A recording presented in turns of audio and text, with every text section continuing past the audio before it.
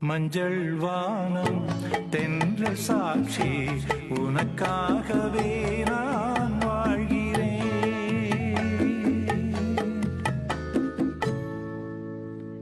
மஞ்சள் வானம் தென்றல் சாட்சி உனக்காகவே நான் வாழ்கிறேன்.